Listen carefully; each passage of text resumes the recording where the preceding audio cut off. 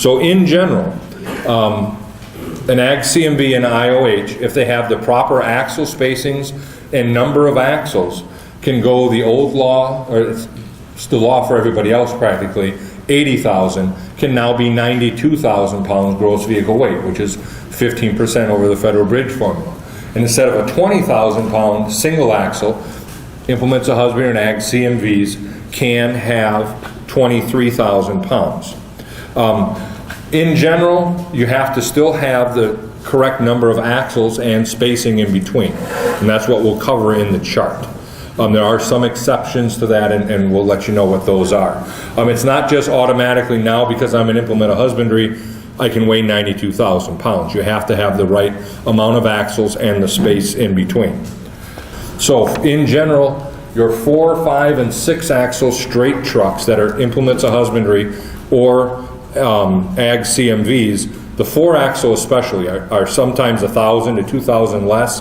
The 5 and 6 axle are more than the old chart, but maybe only 5 to 8% over, because they already were 20% over, 15 to 20% over on that. So if someone asked that question for those 4 and 5 and 6 axle trucks, some of them actually can weigh less now under the new law than they could for the other law. The other thing to remember is none of these new weights for Ag CMV and IoH are allowed anywhere on the interstate system. So currently any highway in Wisconsin with the blue interstate sign cannot be at these new weights. The weight chart that I'm referring to here, we have it broken up because when we tried to just put the whole thing on there, you couldn't even see it. But Wisconsin has statutes that say an axle, you're not considered separate axles until you're more than 42 inches apart.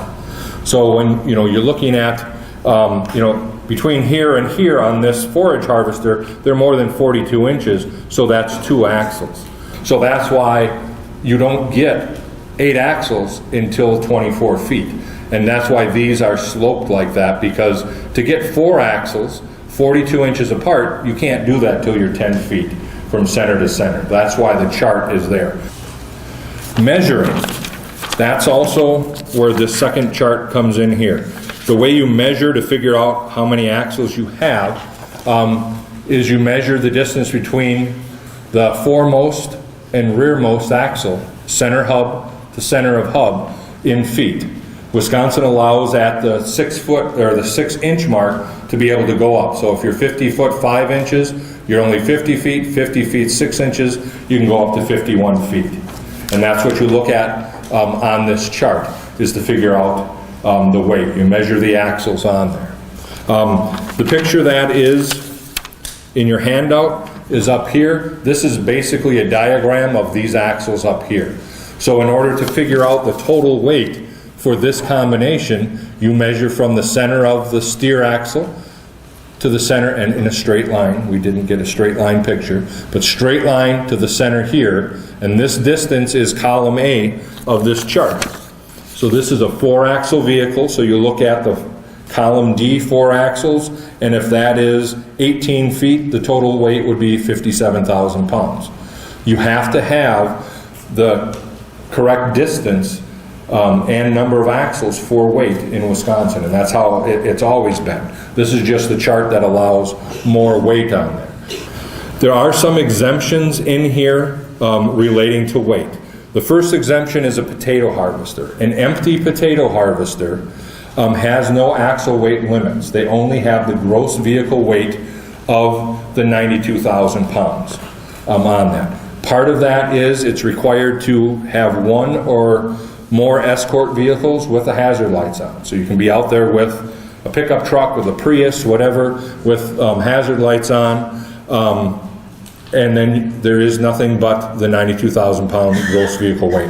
There's not a lot of these vehicles out there, but because of their weird configuration, it was hard to meet the chart. So they got the exemption for 92,000 pounds. There's no escort vehicle needed if traveling less than a half a mile. So if your first, from the farm out to the first potato field is 5 miles, you need to escort it out there. Once it's out in the field and it needs to go to the next field, if it's less than half a mile, you don't have to call the escort vehicles back out. Now, category B, those are, like one of these, your self-propelled combines, forage harvesters, or your planting, tillage, harvesting equipment and its accompanying power unit. On that is a Class B, or those vehicles that are self-propelled that spray fertilizer or pesticides but not manure are category B. It's important to know a category B because they have this exemption. In general, there are some exceptions to this in the options for the counties and on state highways. Category B vehicles, this vehicle right here has no axle weight limits. It just has a gross vehicle weight limit of 92,000 pounds. One thing with a category B is they can disregard a Class B highway posting. That everyone's seen the white sign with the black letters that says Class B highway. But if there's a specific weight posting, like this sign, a category B cannot disregard. You have to contact the maintaining authority and get a permit in order to go over the highway posting. Bridge postings are different, because a bridge posting is based on an engineering study, and just a piece of paper saying you can be more on a posted bridge isn't allowed. So posted bridges, you shouldn't be going over the bridge posting, but you can get permission on a posted weight limit road. If the county did it or the township, get a permit to go over that with a category B. On a state highway, category B have to follow the chart and have to go by the axle weight spacings and the 23,000 max on a state highway. Also, the second bullet point there is talking about, that's one of the options that are going to be covered later on for the townships and the counties, where they can pass an ordinance saying we want category Bs to follow the 23,000 and the weight chart, and that would be in their jurisdiction.